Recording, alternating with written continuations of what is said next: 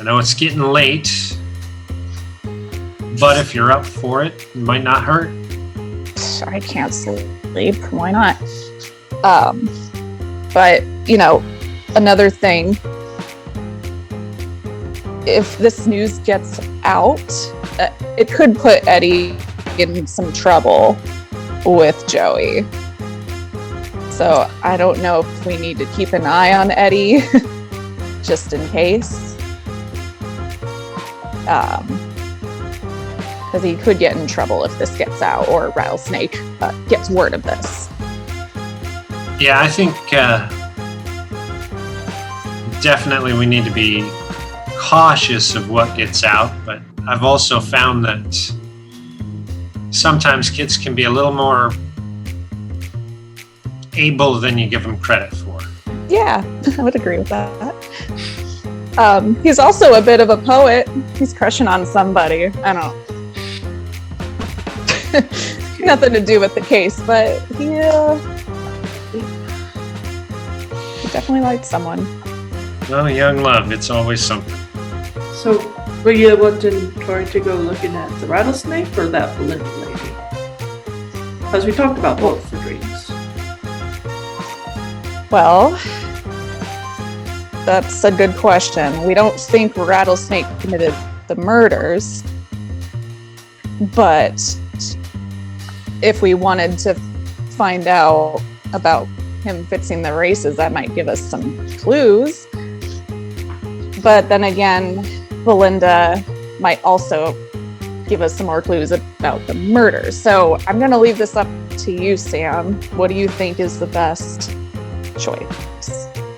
Evidence sticks. Joey. You go with that, Black Powder? It's not really my place to say otherwise. Okay. As long as you feel up to it and you feel safe doing it. Could happen. The ghost. But I shouldn't be concerned, right? I don't think so. I mean, Lonic did seem to think you was in danger earlier, so that's why they called. What was that about anyway, Sam? He just, Lonic said that he thought Tori was in trouble because someone named Chris was saying something, sounded like some religious heebie-jeebie stuff. But like an exorcism? Yeah. Does that actually work? Sometimes. I had my ship exercised once. But other than that... Yeah, it's probably nothing. Just, if you start hearing a bunch of religious mumbo jumbo, maybe make yourself scarce. Easy enough. Then I'd go to... Well, do we know where Rattlesnake lives or sleeps? Good question. Don't think we do. My guess is in the gin house. In the gin house? Yeah, if he's got the speakeasy or Yeah. somewhere else? Okay. Yeah, at the speakeasy would be my guess. If he's got a big office, he's probably got some type of living arrangement there. And if he doesn't, then maybe you'll be able to find a clue as to where he does live. Yeah. All right. So are you going to go to the speakeasy like by yourself? That's what I was going to say. So we're going to let her go alone? Yeah, you may be a ghost, honey, but even ghosts still need backup. Just saying. Yeah, no, we're going to drive her. Black Powder and I are going to drive her there. Okay. Tuesday. Okay. So you'll take Tori to the speakeasy, and Tori, you're just going to look for where Rattlesnake sleeps. Yeah. Roll a search. All right. I'm like a junior detective. Ooh, 4 out of 12. Okay, yeah. You will be able to find another part that's actually connected to the room that you saw with all the money. You didn't notice it before because it's one of those like spinning bookcase kind of things that he didn't activate. But behind that spinning bookcase is a whole suite. It's got like a fire pit-like area. It's not a fireplace, but like a fire pit-like area. It's got a very huge king-sized like bed, and like an ice chest, and of course like more hooch, like another like mini bar or something in there. And you actually will see very conveniently both Belinda Screet and Joey in bed together, naked. Oh. That Cooper. And they're not asleep yet. I'm just gonna put it that way. They're not asleep yet. But you can wait for them to go to sleep. I feel like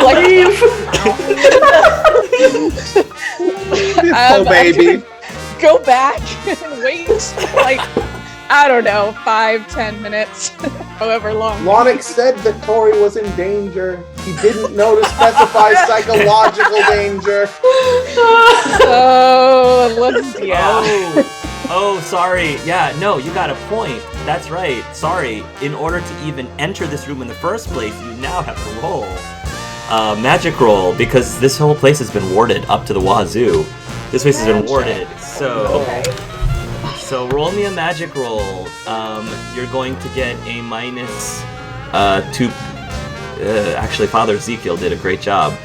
We'll say minus 4 penalty. Jeez. Minus 4 penalty to even get into this room with magic. But your magic's high. You got a really cool, powerful magic, so maybe you'll As do they're it. desecrating of it isn't going to affect it. Okay, so you said so it's out of 15. So you said a minus 4, so it's a 14 out of 15. I passed. Yeah. Good. So here's the thing. You feel that it's a lot hard. Some force is trying to ward you. It's almost like a barrier that you just kind of have to push through. This definitely did not happen before, but there seems to be some sort of protective effect in this room.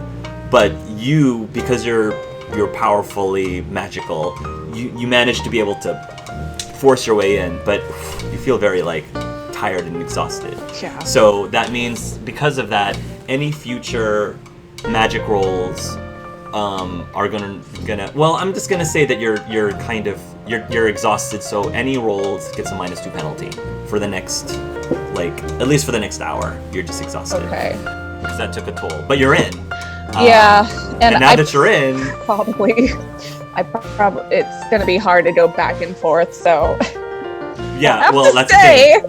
You got in, and you're in the room, and you're like, I can go back, but now I have to force my, because the ward happened in that room, not the suite.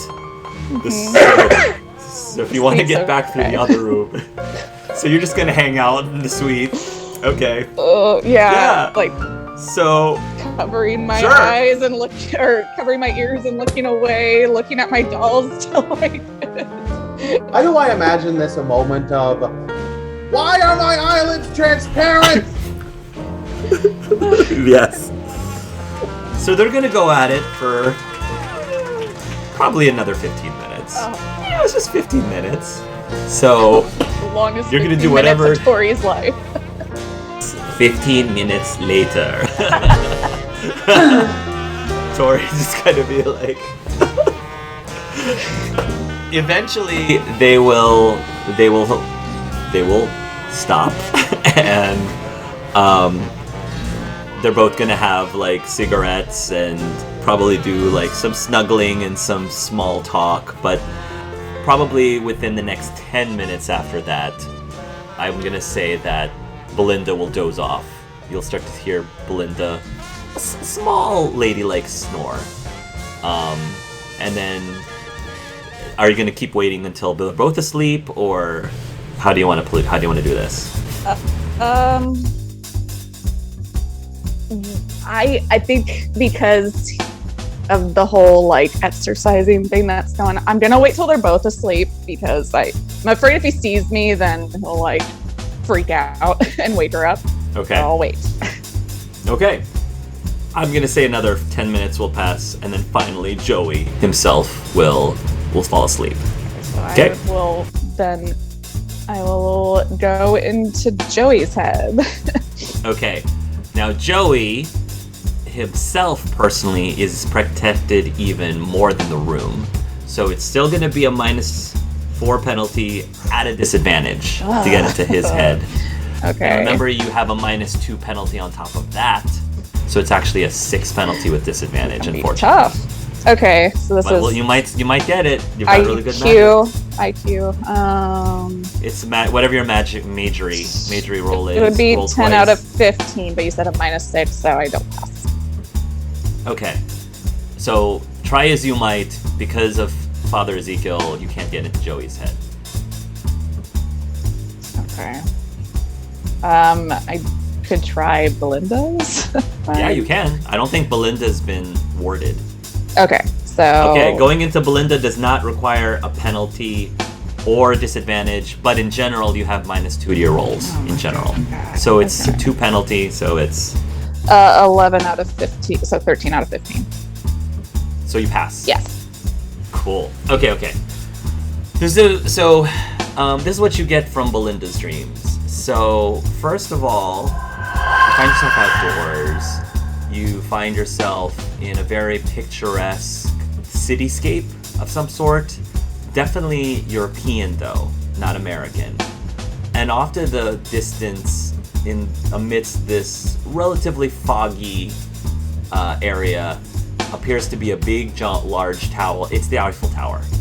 So you're in Paris, and there's this cafe, and you see Belinda, and she is noticeably younger, not super young, but noticeably younger in age, and she is opposite of this handsome-looking gentleman, also in some sort of suit, and they seem to be having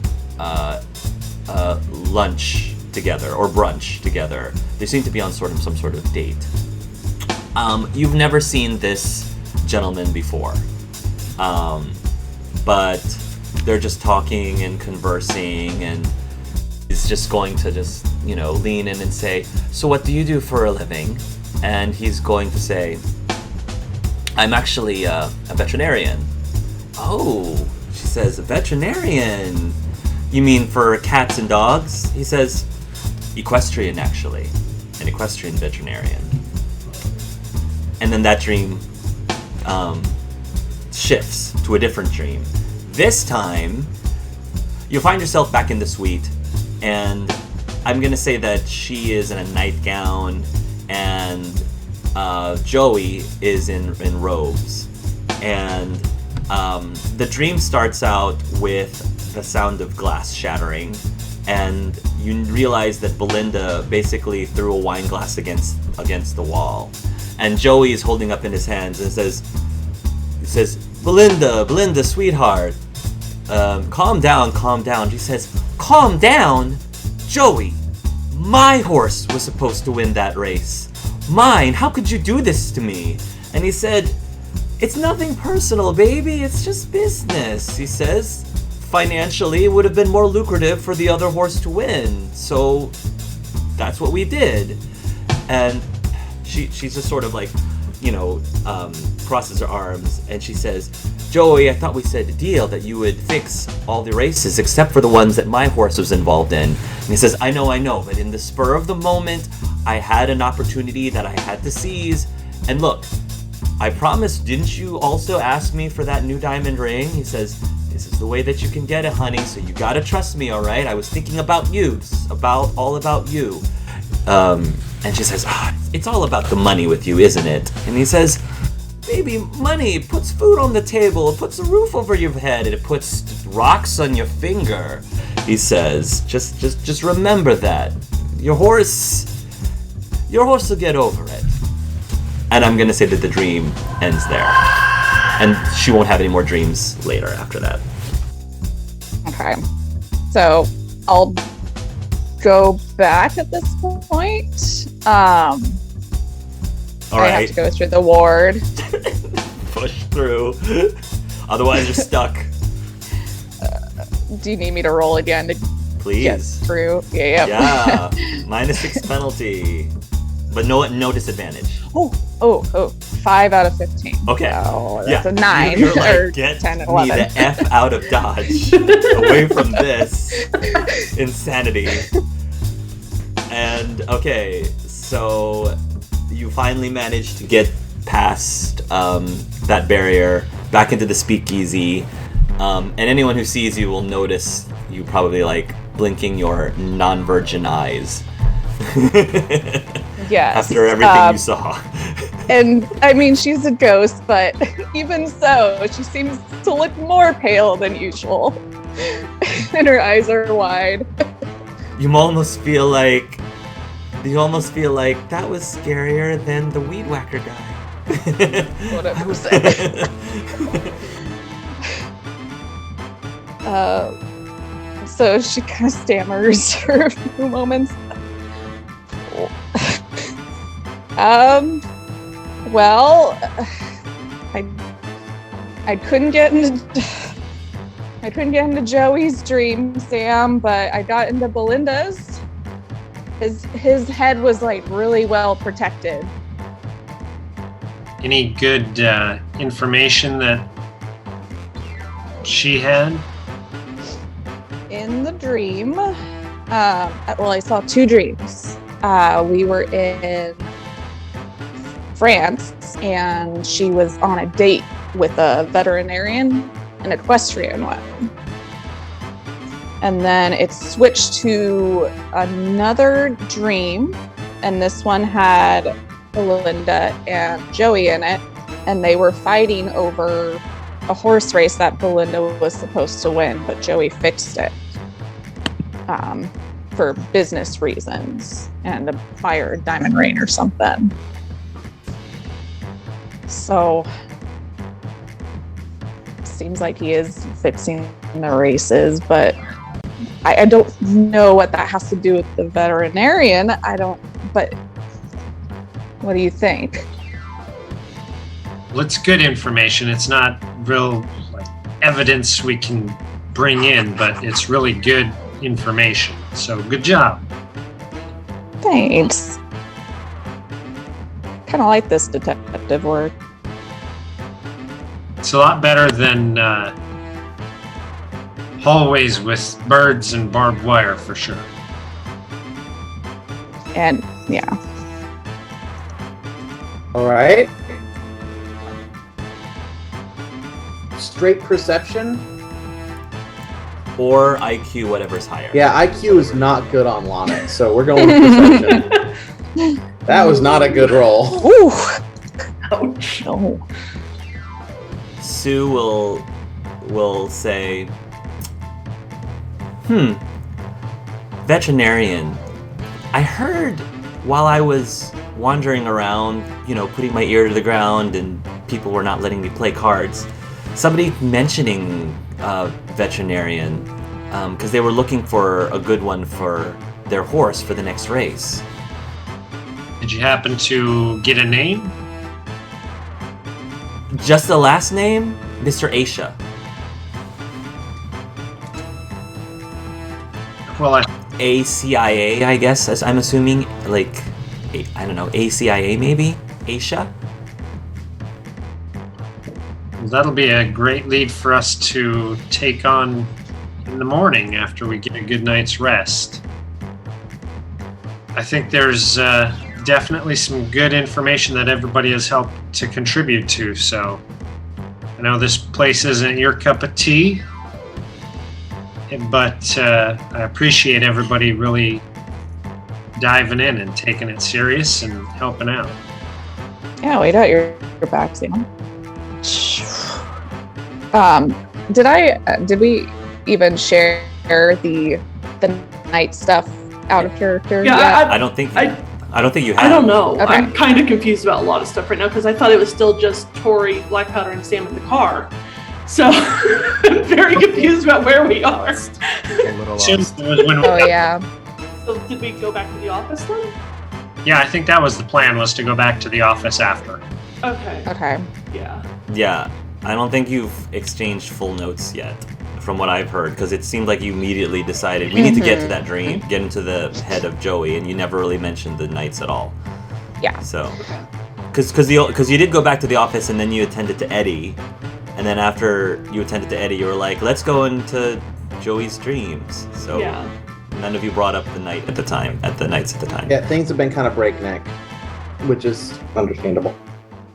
Yeah, so you'll be back at the office. Well, I know it's not comfortable, but there's plenty of places if people want to sleep and rest up. And I think Tori should tell you what she found at the police station first. Yeah, let's get the eyes out and pop them on. That's the thing. I wasn't able to get the night out. But you should know that Haskell is at the police station, and I got some eyes on his notes, and he's looking into this case too. And he's really curious about what the knights are made of. And from what I learned about the horse, it's made of obsidian, but it was painted black. And Isn't obsidian already black? yeah. So it's kind of weird that it was painted over. Maybe to hide that it was obsidian? Make it look like plastic or something?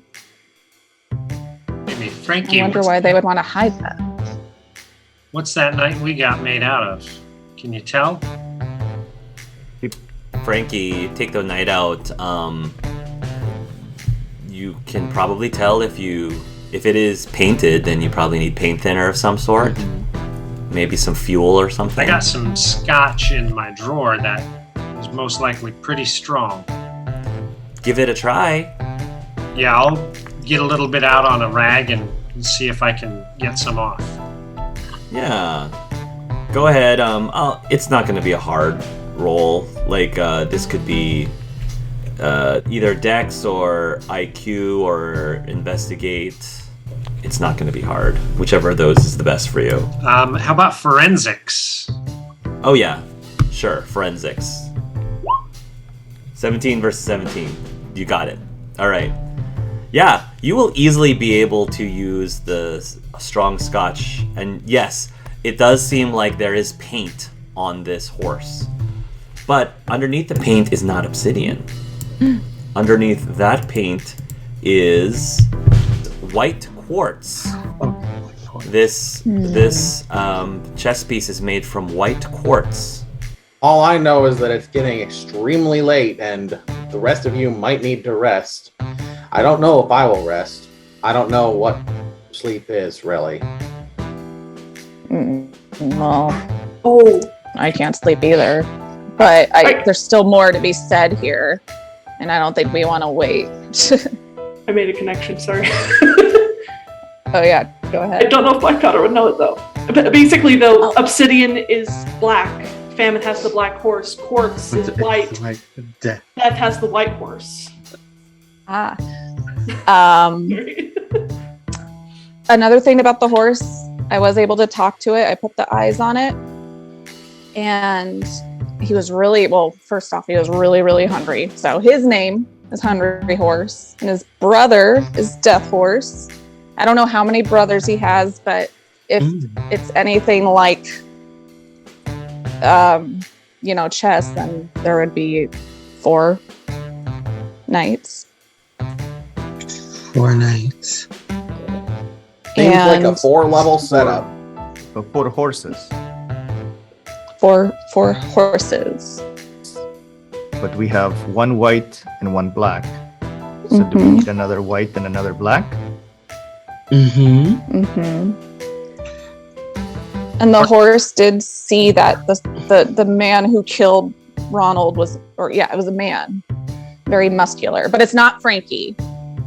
No, She was like sticking up for Frankie, not Frankie. it wasn't me. Maybe they came from the same chess set. So, like, the whites are quartz and the blacks were obsidian, just in how it was made. I don't know much about stoneworking in this time, but wouldn't that be very expensive? Why paint them? That's the question. You already have a white piece. So the white piece was painted black. And the black piece was painted black. So are we expecting 2 white painted pieces? Yeah. Probably made out of different crystals. yeah, it's something else. It could be anything, but 2 were painted black, or they all going to be painted black. So, just double checking, but witchcraft doesn't exist in this world, right? Yeah, that's a lot of mumbo jumbo. Alright, asking cuz crystals and that stuff. But Sam, didn't you say you found both of these chess pieces at Murders? So wouldn't we have to try to find a way to sense another murder or catch another murder before it happens? Well, we could try the googly eyes, but they're probably not going to work. But the horse we got was good at pinpointing when there was some death going on. That's how we got to the scene of the crime. Tori, I don't know if I can if you mentioned it already, but didn't the guys who came in mention something about a mole being murdered? Yes. Yes. Mole. Their mole. The cops, I guess, had a mole that was killed, and I don't know if that was the taxidermist or the farmer, or if it's someone completely different. But I thought these murders were about horses, not moles. It's a term of phrase like a spy. Spy? Cool. Yeah. I would guess the taxidermist myself. So he was a policeman, not a taxidermist? Well, I think he was working with the cops. Oh. To do what? Get evidence, get information, get some insight. On Joey? Joey and whoever else may be involved. Belinda with Joey. He's the ex of the commissioner. But you don't think it's Joey? That's Or the you do? Well, if the mole was dead, then it ain't Joey. Right. So, but you're saying Joey is not the killer? Or he is potentially? He wasn't at the farm. That's right. true. I don't know. So much of it ties back to Joey. It seems too convenient. Like he's being set up. It does seem too easy. I don't remember setting the difficulty that low. Hark, I do have to ask, do you think Black Powder would reasonably know the story of the Four Horsemen? He is a Catholic. I think so. All right. Yeah, he would. So, a taxidermist who works with death got a white/black horse that was focused on death. Yeah. The farmer who deals with food was given a black horse that was hungry. We know there's a veterinarian, which is medicine. Do you guys know the Four Horsemen of the I remember apocalypse? reading something like that in one of the books. Victor and had It's a story of the apocalypse. Yes. End of days, there's 4 horsemen, one of death, famine, pestilence, and war. So, It seems like we're missing a war. Death rides upon a white horse, famine upon a black. We know there's a veterinarian involved, which may be related to pestilence, which is disease. So if that one dies, we may find a green stone, as he rode a green horse, and then war is red. I'm wondering if there might be something biblical involved here. But we want to prevent them from dying, right? Stop them not to die. Right. Well, I mean, everyone dies eventually, yeah, but I get your point. But yes, but maybe we can get there before the killer does and save this veterinarian, or at least be at the scene when it happens. It's just a theory, though. From what I heard at the speakeasy, it seemed like whoever the Asia person was is local here. Then would you know him, Sam? I'll grab the phone book and Sure, do a investigate roll. But the connection. Investigate/phone book. But the connection is Belinda. Yes. It is. And she did seem upset in the second dream that the race was fixed. Yeah. Did you succeed? Okay. Yes. You will find you will find in the phone book under Asia, Mr. Pan Asia, with an address that is not that far away from where you are. Mr. Pan Asia. You and your puns. Well, just a suggestion. If me and Tori can't sleep, perhaps we should head out right now, and then you all could catch up with us in the morning. How's everybody feeling? Use some sleep. It is late. When you gotta go fast, so you don't get last. Copy, copy, copy, copy, copy. What about you, Tori? Do you even get tired? I mean, you've been doing a lot today. Well, there was something strange. You're very tired. You are exhausted. Yeah. I don't know if you can. You don't need to sleep, but you probably need to rest. Otherwise, I'm gonna have you more fatigued. Basically, I could use some rest myself. Whatever you said, a priest went into that room. On it. Yeah, I was meaning to ask if you were okay because I heard a lot of talk. Sounded like someone was screaming, "Spirit be gone! Spirit be gone! May the power of Chris compel you." And I didn't know if Chris might be this big buff ghost killer guy or something. I think it was Christ. Chris? So At this point, you might realize he's been saying Christ the whole time, but there's no religious iconography in his game, so it keeps getting censored. Well, interesting enough, it was really difficult to get to Joey's room. Like there was this invisible barrier that I had to push through. So Invisible walls? I wonder if the devs finished it. I don't know, but I'm for some reason I'm really tired too. Right. Well, that also lets us know at least some form of magic works then. Otherwise, it wouldn't have been able to affect you. True. Right? So you know something like that exists here. Yeah.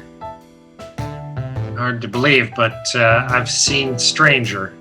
You all have at this point. Okay. All right. Okay, so what's happening? Are you all turning in? Because it is getting late, and you all probably need to sleep at some point. To talk to Sam. Okay.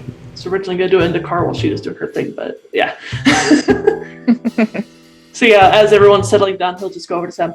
Hey, you mind sharing a nightcap before we head to bed? I want to talk to you. Probably see if we can go to a room so we don't bother the others. Yeah, I'll pour a scotch and lead you off into one of because there will be two conference rooms. So is this your everyday life? All this? Oh yeah, it's what I do. It's kind of crazy. I wouldn't say crazier than any of the other places we've been, or crazier than what the others so far have seemed to have done. Maybe. Okay. I think you and I need to clear some air. I'm game. What you were getting at about us all having changed. It's true. We have. But it can't... I need to know what exactly it is you want from me, Sam. Well, I think, when we went into Frankie's world, at first I thought Frankie and his friends were in trouble and definitely, I don't want to say the underdogs, but the good guys. As we're going through and breaking into a casino and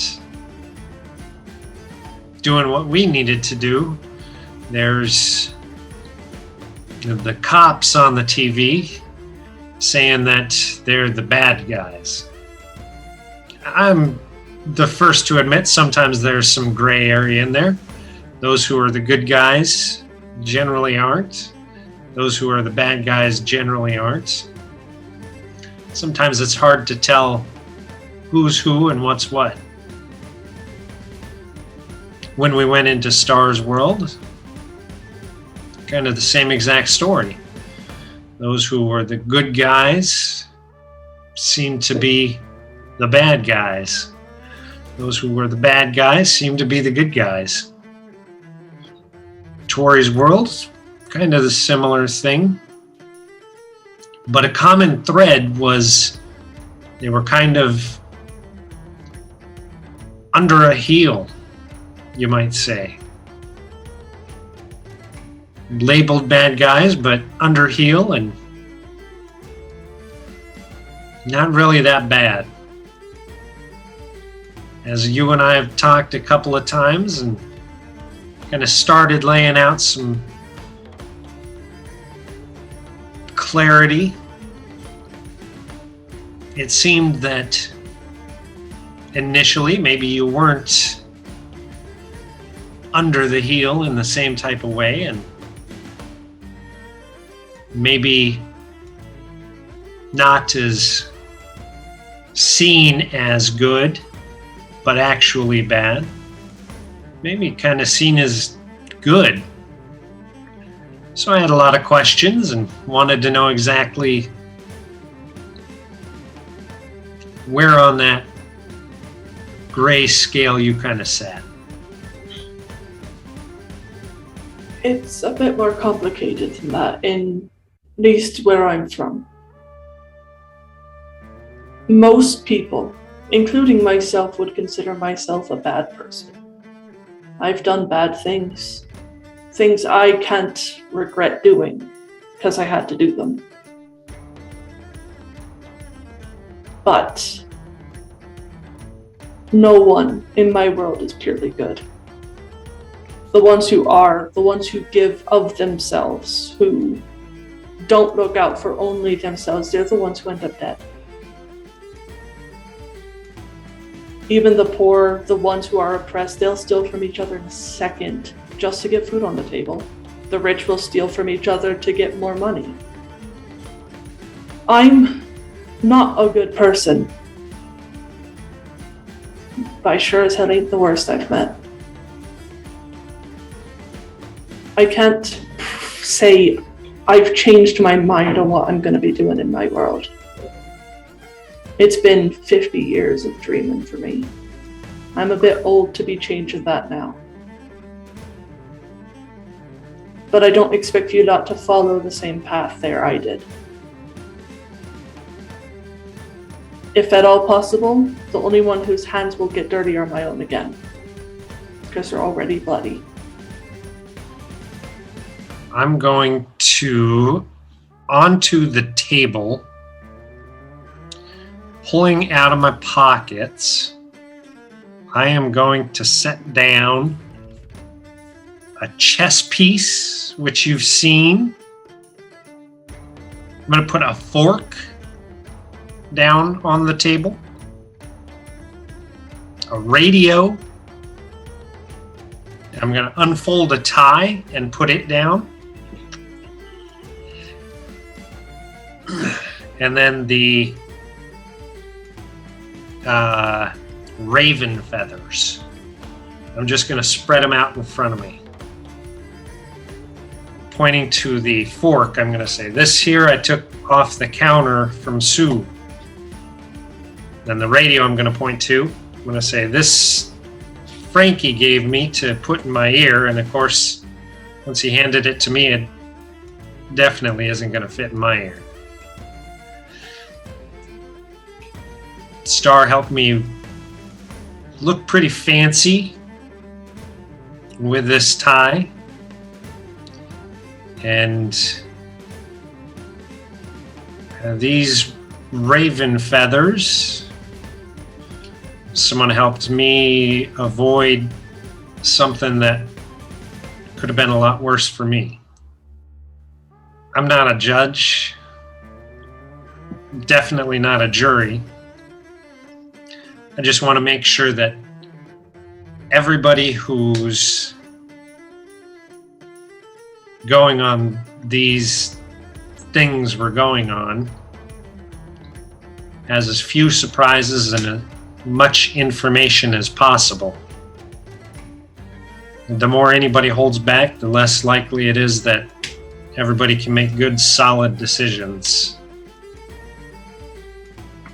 Sam, I'm gonna say this with all the respect I have for anyone. That's a wee bit hypocritical after some of the shit you pulled. And I think you know that. Well, I never said I was an angel. I'm going to start putting the shit back in my pockets and down my scotch and pass the glass over to black powder. When we get to your ship, you can use that for your first drink. Maybe as you're celebrating. Maybe as you're contemplating what to do. Maybe that'll be a way for us to stay on the same page that we started out on. Maybe. Well, I'm sure we'll get a chance to talk more about it later, but I just wanted to clear the air. Well, I appreciate it. Only thing I want you to ask Tack to think about for a bit, if you don't mind. Yeah. All this has been your life for how long? Since I decided not to be a cop. But a long time. Oh, yeah. Would you be able to walk away from it at this point? And I just get up and walk away.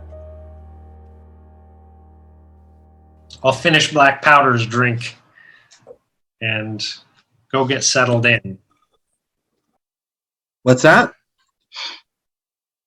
You know, I get the feeling that all of you guys have been doing this for quite a bit longer than me, and I don't feel like I'm trusted. What makes you feel that way? Well, the other day, when we found the crime scene, I broke into a barn. I found the chess piece. I did a lot. And then I was shipped back here. That wasn't the other day, that was today. Sorry, everything's kind of blending together for me a little bit. Understood. Well, know this. Because we're getting to know you, and our worlds are so vastly different, trust has to be built over time.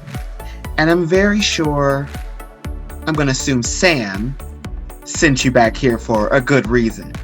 And though sometimes Sam's judgment can be a little odd, he does make good judgment calls. And having you sent here was a good thing. So know that you're trusted to be here, right where you got a really fun side game with the reporter. Really? Oh yeah. What was that? Well, I had to. Lonic explains him giving the reporter his copy like in the form of a mini game. Mm-hmm. Like, well, I had to press B, C right, quarter circle back, X, start. And once I finally had the coffee, he put some cream and sugar in it, and that didn't work. So we'll be like, okay. So, I trust all of you. Well, But no, I trust all of you. Star's gonna get down on his knees and say, Lonic, don't worry. As I said before, trust is built over time. And as we continue on this journey together, now that we've all been thrown in together, unless we get another visitor, I think we'll be okay. Just give us time to get to know you, and that trust that you already have in us, we'll have in you. And since you took the time to talk with me, Lonic, I'm trusting you more already. So maybe you might want to have these little chats with others. So at this point, Lonic looks a little different. Have you seen like old CRTV's TV Static? Mm-hmm. He kind of looks a little bit like that, and he's actually gonna lean over and hug Star, and it doesn't hurt. Aw, well, Star will definitely hug you back. It feels tickly. It feels like you're touching a CRTV. Love it. Well, thank you, Lonic. Well, I think the person I should probably talk to next is Tori. I was kind of worried about her, and Chris seems to be a dangerous sort, so. I don't know who Chris is. Just an FYI. But when you get a minute, have a chat with her. But for now, I, like most of everyone else, need to rest. So we can be ready for this crazy, strange adventure. Thanks for talking with me, Lonnie. Oh, my pleasure there, laddie. Since everything is winding down, people are going to sleep. This is where Frankie has his little monologue. Yay, go. Yay! He gets very introspective. Jumping from world to world has been a unique experience. In every instance, I feel less and less like myself. Now I'm in a world that is riddled with mystery, and I feel like not only am I helping Sam solve a crime, but I'm also trying to solve myself. Who am I now? Am I a raging bull, a slut, a crime solver? Maybe all of the above. Let's hope more will be revealed soon. For this case, the next potential victims, and my own sanity. Very nice. And then he would go to sleep and just pass out. So Lonic is going to approach. Where is Tori in the office? Gosh, what's in the office? She's probably just playing with her dolls in the corner, just trying to pass the time. So Lonic approaches the corner, his eyes kind of dart around like he's looking for someone threatening. You all right there? I won't let Chris get you. I'll fight him.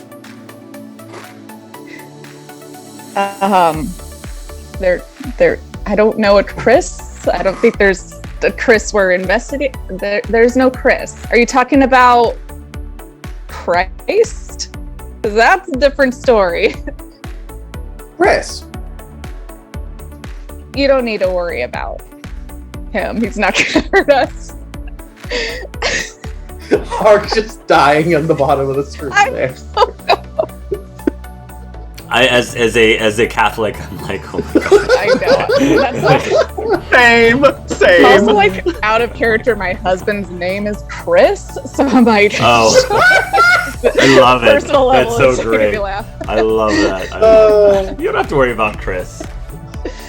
But anyway. There's no one's gonna hurt us. At least not right now. Well, I'm not used to this. My world is normally non-stop fun, and I'm still kind of catching up with everybody. And like I told Star, I don't feel like anybody really trusts me, or more accurately, that they trust me to get in the way. You know, that is something that I can relate to, Lonic. For a while, they pretty much treated me like a kid.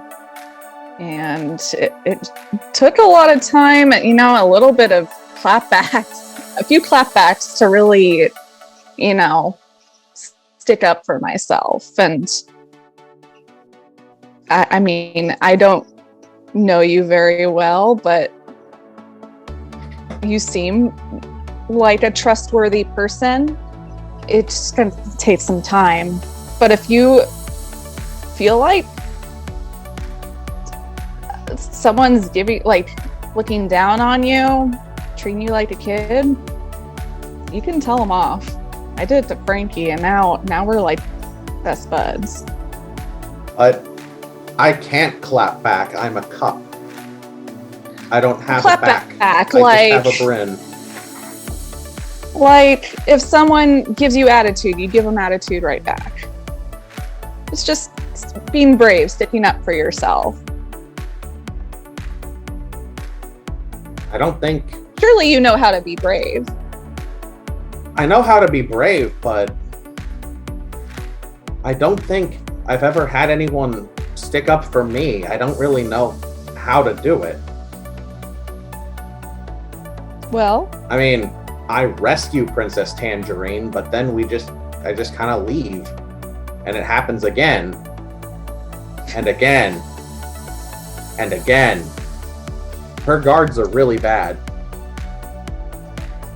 well, that sounds like a predicament. And we'll get to that maybe if we visit your world. But, with these worlds, when things happen, we don't get the chance to do it over. Once it happens, it's done. So if you need someone to stick up for you, if you want to learn how to stick up for yourself, I will gladly do that for you. So next time somebody says something like, when you're a little bit older, I'll show them what's up. Thank you. I've had thoughts that I don't normally have since I got here. Normally, I don't really think, I just do. Something about this world, you have to consider all of your actions. You have to solve the mystery. And I'm not used to that. It's kind of weird, isn't it? It's extremely weird, but also it's made me think about what I am, and new thoughts, new emotions have kind of started to surface. I've never really been afraid before. And I was just thinking, this Chris guy wandering around, you say that Chris isn't a problem, but I genuinely felt afraid. I have never felt fear before. How do you deal with that?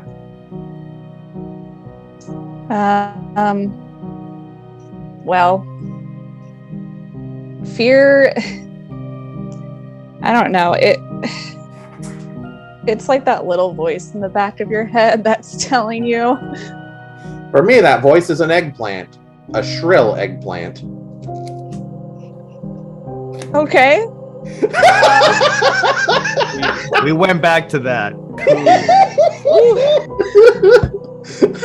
That wasn't me this time. Suddenly, Tori has fear in her eyes again after what she experienced. Let's get away from the eggplant topic. Right. That wasn't me this time. Eggplant talk? I don't understand. Don't worry about it. But okay, so the little voice in your head is an eggplant. The little voice in my head is like, Tori Jr. So, to me, the little voice is like that little girl that's afraid of being alone. But, a lot happened when we were in my world, and I, whether I liked it or not, had to face my fears.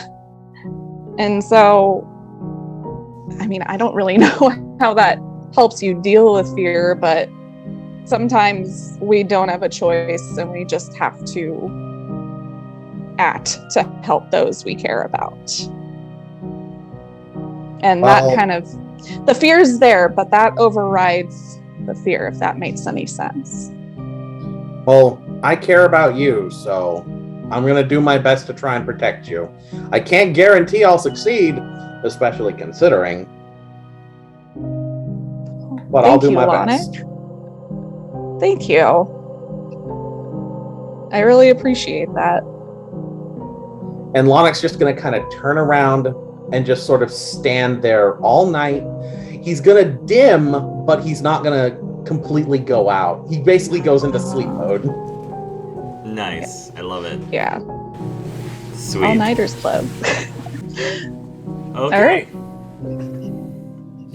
The next morning rolls around. I'm going to say that Sam probably is a early morning riser. Probably. Yeah. All right. You'll wake up, and eventually, if nothing else happens, Susan will be coming in, in the morning for work. So she's going to come inside, and she'll see, I guess people are getting up at that point by the time she arrives, and she'll say, Mr. Bennett, you had people over here last night? Yeah, just working a case and needed to have a good, safe place for the clients to kick back. Oh, well, you really are working yourself ruggedly lately on this case. Well, this one is a good one and could pay out pretty good, so. How's Edward doing? He's a little bit better. The whatever got to him definitely got to him pretty strong, but might not hurt just to make sure not to bring it up to him, because it could be embarrassing. Fair enough. I'll just leave that to his business. For a moment there, I thought I should go over and seek out Father Ezekiel or something for some help. But if he seems to be doing better, then I won't think about it much more than that. Yeah, I wouldn't even think about it anymore. Whatever got into him from that barn seems to have cleared out of his sinuses now and good to go. It'll be at that point that there'll be a knock on the door, and you actually will hear Eddie Sullivan's voice. Mr. Bennett! You in there, Bennett? Yeah, come on in. You'll open the door, Eddie goes in, and he'll say, he'll come in, and he'll say, Bennett, I was able to get the article in just in time, but, oh, Susie, Edward, you look a lot better now. And, he still looks a little bit disheveled from last night. It looks like he slept in his clothes last night, so he sort of like fixes himself up a little bit. Says, oh yes, I was burning the night oil all last night working on an article, which, say Bennett, you mind if we talk in your office? Sure, come on in. So, you go in. Alright, Sam, I've been trying to be a good boy this whole time. I've been trying to limit the questions I've been asking. So, look, I've done you a few favors here and there. I was wondering if, what's the latest you've got on this case of these sudden murders that's been happening all around town? All right, I'll give you a little bit, and maybe it'll let you help me out a little bit more. We know there's a man who put down the McDonald's and set fire to him in the field, most likely connected to the death of the taxidermist.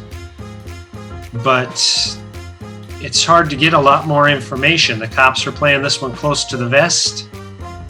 And aside from little bits of, rumor and feedback, there's not a lot of facts in the case. You think these murders are connected somehow? You think they were done by the same person? Oh, I don't know about the same person, but horses and horses. Different color. Different colors? Just a saying. Could be a horse of a different color, but all connected.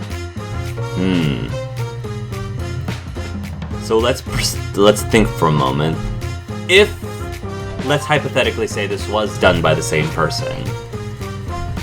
We're talking possibly a serial killer, maybe, which means he probably will strike again.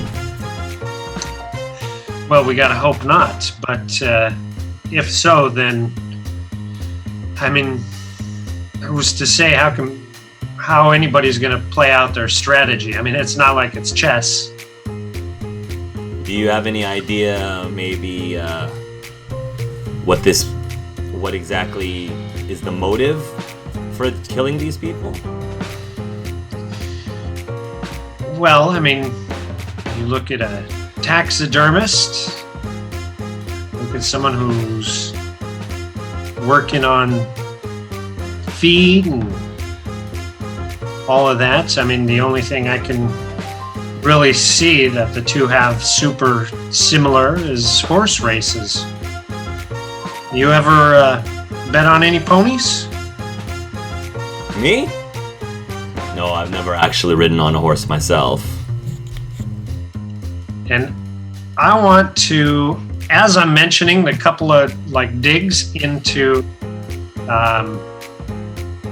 horse and chess and all of that, I want to see if with my empathy I see any reactions from him. Okay, good idea. Go ahead and roll. A 9 out of 17. The only reaction that you can get from Eddie is he's still trying to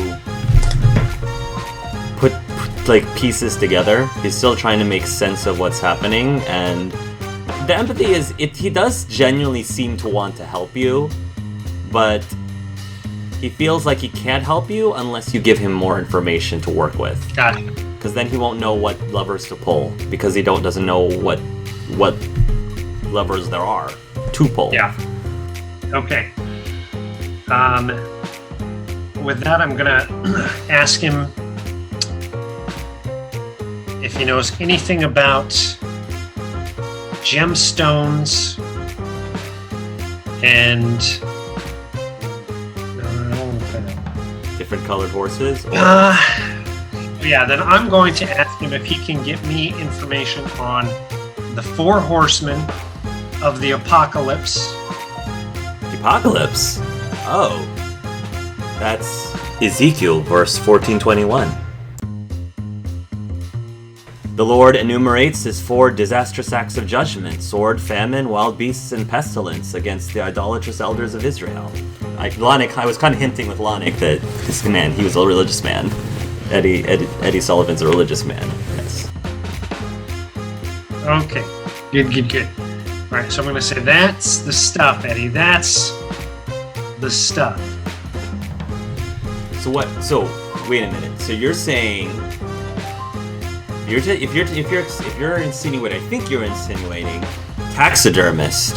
So he deals with horses after they die, and then the farmer, he's the one who provided the feed for the horses, which would be famine. So you're saying there might actually be a theme to this killer. I think it's a theme, and I think it's a very well plotted and thought out theme, and I think the presentation is only half through. He looks very excited. Oh, Bennett, do you know what this means? This is a huge story. I can see the headlines now.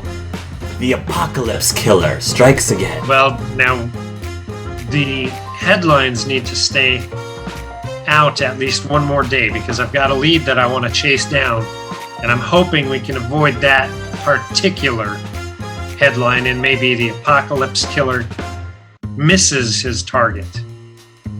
Which one do you think they're going to strike at next then? Pestilence or war? Well, pestilence is a pesky little thing, so I'm going to grab my crew and we're going to go check out a few things. But while we're doing that, I would like you to do one more last little bit of information for me. All right. What do you want, Miss Bennett? If you can go through and find out all you can about Belinda, where she's from, and how she met Joey the Rattlesnake, that would be ideal. If there's a set place or some area that is very meaningful to the two, maybe at the racetrack. I think I can do that, Bennett. All right, I'm going to clap him on the shoulder and jump out into the area and make sure everybody's getting up and try to usher him into the car. Okay. So he's gonna make his way out, and as he's going out, Susan's gonna say, "Edward, are you leaving so soon?" "Afraid so, Susie, but I'm sure I'll be back again. Especially when Mr. Bennett has a little bit more information." "Well, all right." Yeah, as soon as we get back, I'm going to have Susie call you. "That'd be great. Well, off to work." And he's just going to give a little bit of a wave until tip his hat towards the two of you, and he will leave. "Oh, Eddie, he's such a nice boy," Susan says. Yeah, absolutely. He's got a good future in front of him, too. All right, I want to just get everybody into the car as quick as possible. Okay. And then head over towards Panasia.